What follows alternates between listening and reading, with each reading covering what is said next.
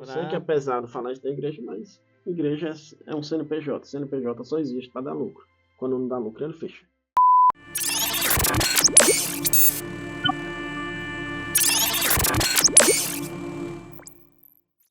Olá pessoal, sejam bem-vindos. Estamos aqui no Universo Studiocast. Eu me chamo Carlos. Estamos aqui hoje com a presença ilustre do Dr. Diego Medeiros. Ele que já fez uma entrevista com a gente, que deu bons frutos no lançamento do livro dele, O Universo de Heitor. Então, como é praxe, toda entrevista, a gente tem que saber com quem a gente está conversando, né? Então eu vou pedir encarecidamente, Dr. Diego, que você se apresente e fale um pouco do seu novo projeto, que é muito interessante, por sinal. Boa noite, um prazer inenarrável estar aqui de novo, né? Na presença dessa ilustre pessoa que eu conheço há um longo tempo, mas não, né, dessa forma, sendo entrevistado, né? É uma grata surpresa você hoje estar com o programa, né? Universo Você aqui no StudioCast. Então, sim, para quem não conhece, né, além desses lindos olhos castanhos, né, que não dá para ver muito bem, mas depois eu posto uma foto para a galera ver meus olhos. Né? Modesto. O meio maior qualidade é a modéstia, né? Então, assim, para quem não conhece, prioritariamente eu sempre digo que sou advogado, mas também sou empresário, né? Tenho hoje 16 especializações, 4 PhDs, incluindo ciência religiosa, ciência jurídica, comunicação social. Formei agora recente em neurociência, né? Então agreguei ao currículo essa questão. Hoje eu também sou neurocientista, né? Estou aí com um projeto novo, vou lançar agora um livro entre o final de setembro e outubro, né? Mas no ramo da religião, né? Reflexões teológicas, né? A entrada do pecado na narrativa sagrada. Esse é o título do livro. Então vai estar sendo lançado agora finalzinho de setembro para começo de outubro, pela mesma editora que lançou outro livro, que inclusive, né, graças ao sucesso, já foi feito um site que agora está orientando famílias neuroatípicas com dicas, orientações jurídicas. Muito bacana. Inclusive tem depoimentos de especialistas. Quem se sentir na necessidade pode buscar lá o site Universo de Heitor. A partir de segunda-feira ele já vai estar 100% ativo, vai poder conversar com especialistas. Se precisar de ajuda jurídica, também vai ter esse apoio jurídico.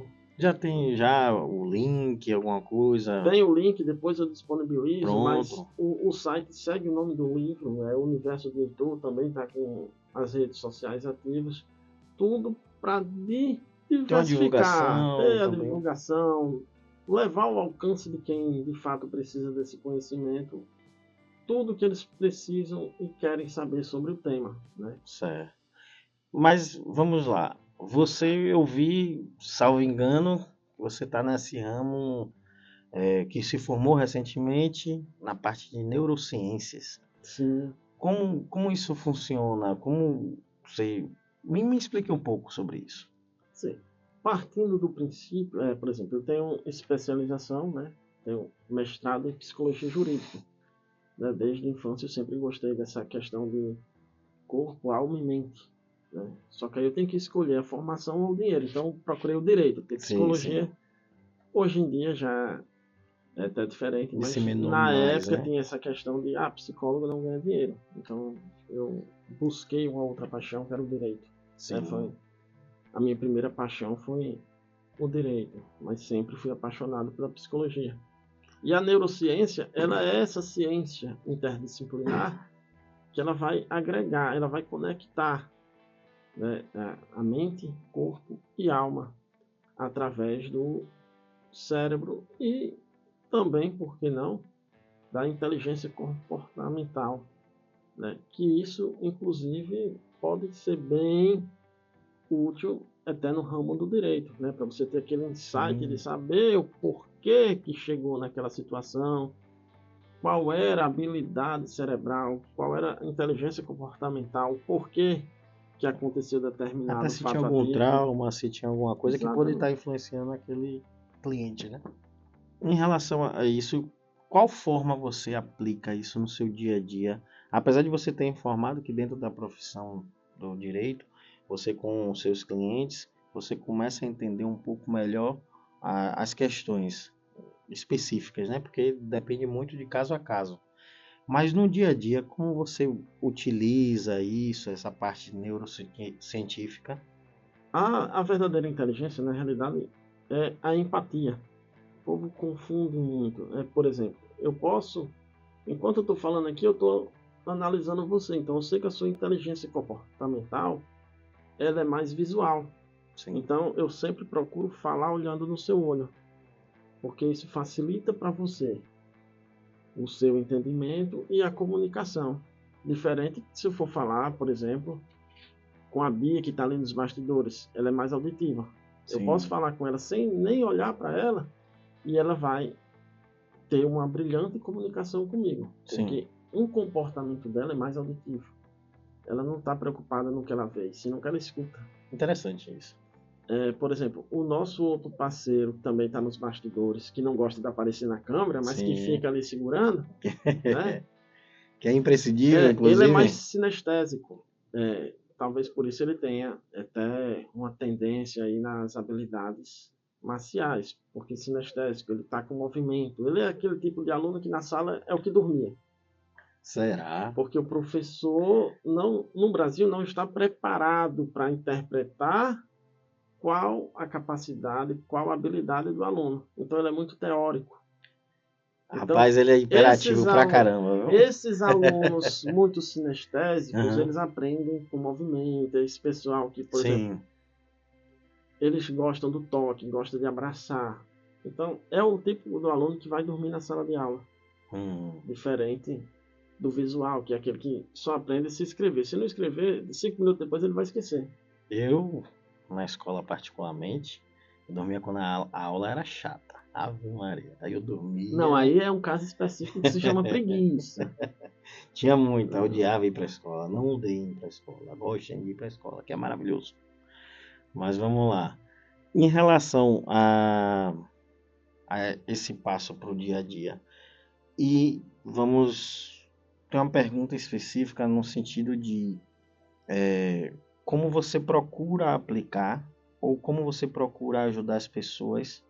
Você já falou que tem essa noção, tem essa abrangência, essa análise das pessoas ao seu redor principalmente. Mas como você vai fazer para ajudar algumas pessoas? Porque eu entendo que tudo que a gente vem a se propor a aprender, a colocar em prática, a gente tem sempre, eu conheço você há bastante tempo, e eu sei que você sempre procurou estar ajudando as pessoas. Então, como é que você vai utilizar essa parte da neurociência para poder ajudar as pessoas?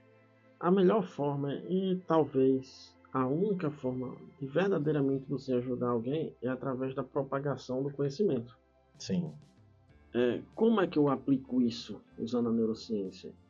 Eu posso demonstrar a você qual é sua verdadeira habilidade comportamental e isso vai facilitar você a se entender. Reconhecer os próprios limites é a primeira etapa da evolução, porque você, para evoluir, superar os limites, você tem Precisa que se saber quais são conhecer. os seus limites. Então, a partir do momento que uma consulta, por assim dizer, que neurocientista, assim como psicólogo também, tem lá o consultório, faz consulta, que não é meu caso, porque eu fiz para conhecimento e não para questões de clínica e consultoria, certo? Mas você se reconhece, né? Talvez você não tenha essa habilidade, não por nada, mas é porque tomamos caminhos diferentes, né? Eu busquei me especializar nisso, você se especializou em outra área. Então, eu demonstrando a você qual a sua limitação, talvez isso te ajude a superar seus próprios limites. Isso seria uma forma de ajudar, né? E assim, também tem a questão. Gosto de escrever, sou colunista do jornal, já escrevi livros, estou lançando outro agora, como eu falei, assim que terminar esse projeto, vou enveredar para outro projeto, que é a escrita de um novo livro, mas aí sim voltado mais para a psicologia no geral e especificamente Na neurociência vai tratar mais, que é um projeto aí que eu já deixo de antemão aqui, né, de inteligência comportamental, Sim. inteligência emocional e a inteligência, esse coeficiente de inteligência que comumente a gente fala. No caso, eu fiquei sabendo também que você fez um outro livro, um outro lançamento agora recentemente. Já tem a capa, ele já foi lançado, já foi a editora. Eu sei que teve. Não, ele não foi ainda, até porque, na realidade, é um conto, né? São contos, uma coletânea de contos. Então, Sim, tá prontinho, capa pronta, mas não mandei para a editora ainda, porque dei prioridade a esse outro projeto teológico, certo. né? Até, assim, por um insight mesmo, né? Eu senti que a Que a prioridade maior devia ser necessidade isso. seria o Então, teológico. avancei no projeto, finalizei ele, já está prontinho, aprovado pela editora.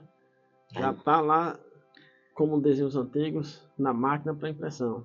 pronto. Mas esse de teologia, vamos lá. Qual é a maior abordagem nessa parte da teologia? São fatores de experiência de vida ou são fatores propriamente dito de estudos dentro do segmento teológico?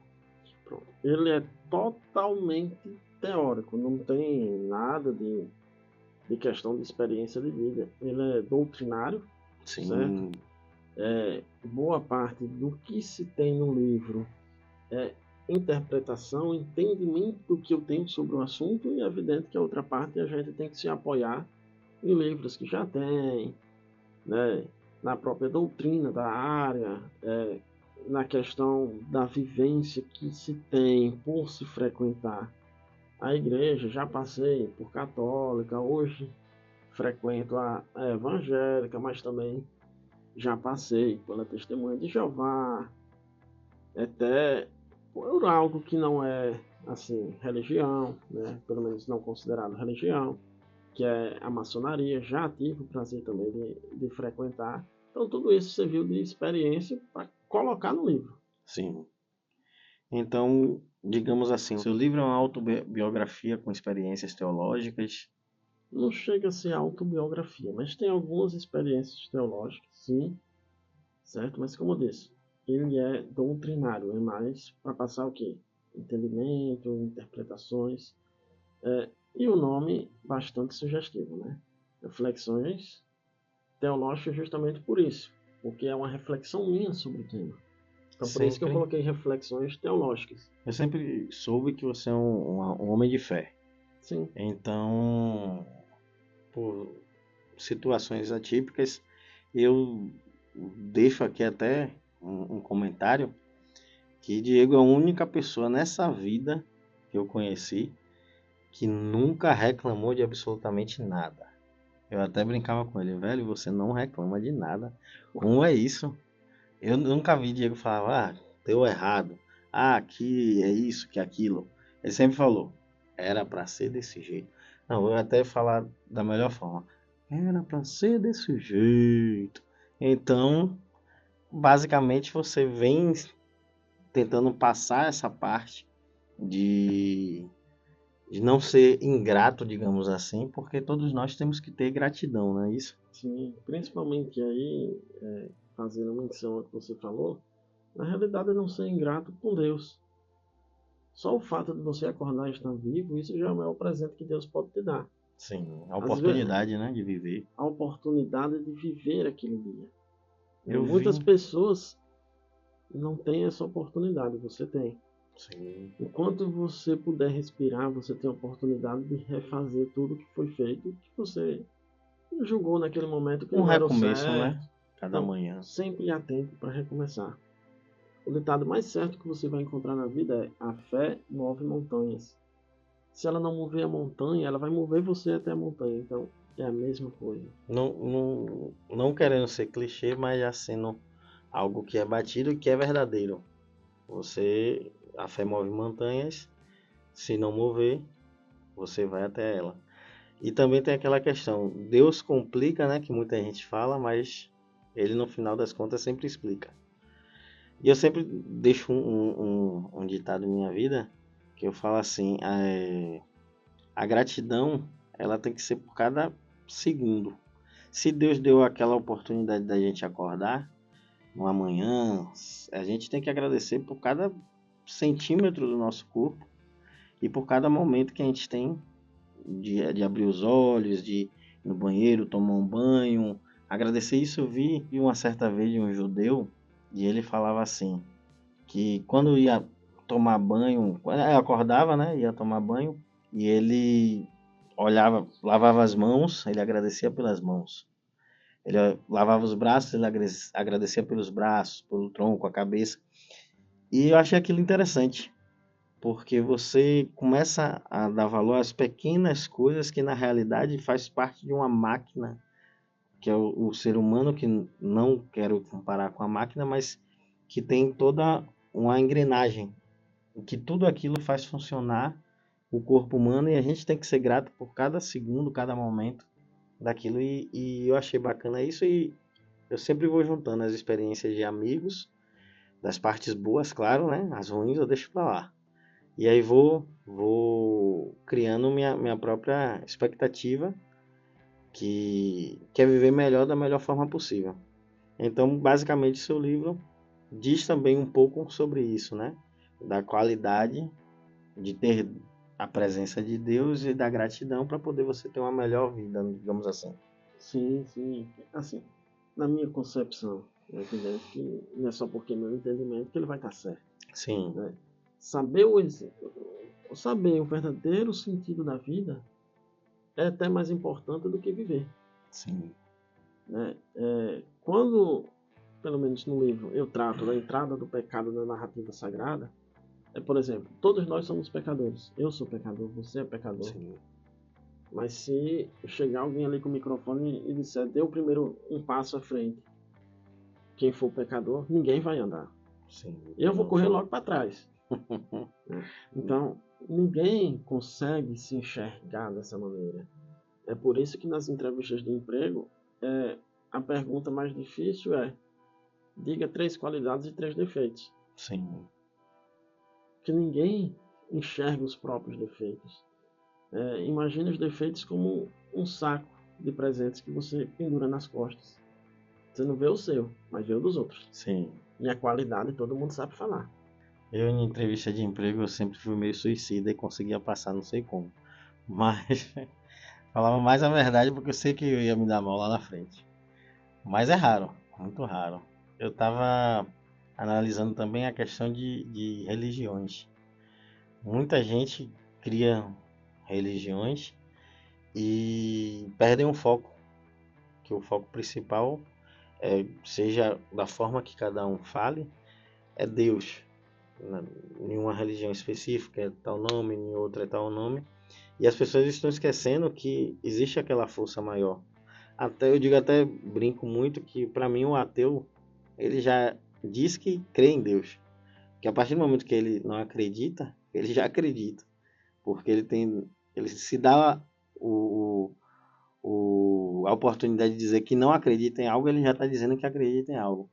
Então, eu acho que as pessoas têm que deixar a religião de lado e viver mais o, o ser supremo ou os santos, as entidades, Porque isso fazendo é bem uma o que vale. questão, se você olhar por outra ótica, a maioria dos ateus, não todos, mas os mais fervorosos foram religiosos fervorosos também, que se decepcionaram Tiveram alguma decepção com essa específica? concepção que existe hoje, essa concepção estrutural da igreja, né? Essa questão física da igreja.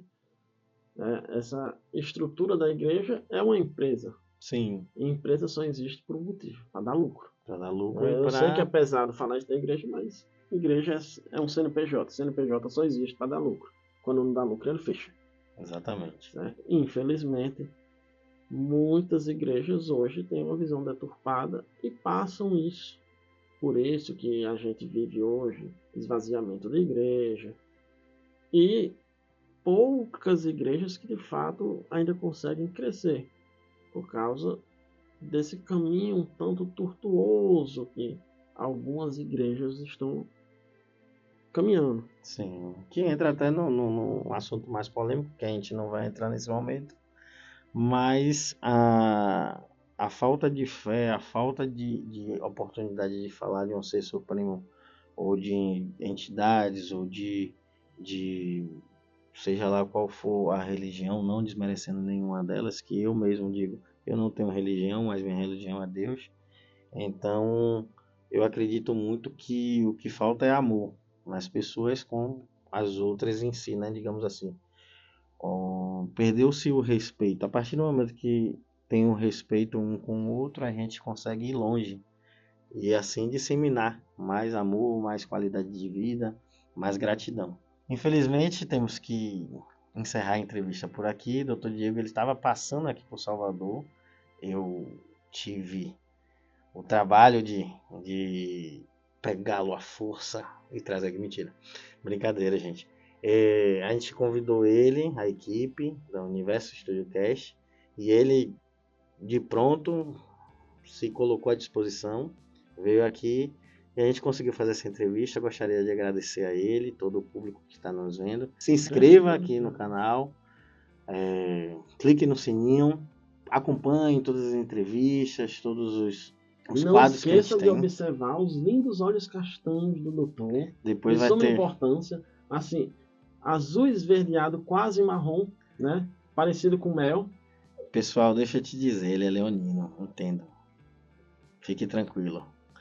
Muito, muito obrigado, doutor Diego. Se quiser deixar uma mensagem aí, Não, gratidão. já que finalizou com a questão religiosa, né? A frase da noite seria: se Deus não existisse, seria necessário inventá-lo. Né? Boa. Agora, de fato, eu tenho que ir, porque eu ainda vou fazer 2 viagens amanhã, inclusive uma para gravar um comercial de cerveja, apesar de não beber. Não cheguei aqui embriagado. Não porque eu não bebo, mas o Muito comercial obrigado. eu gravo. Valeu, pessoal.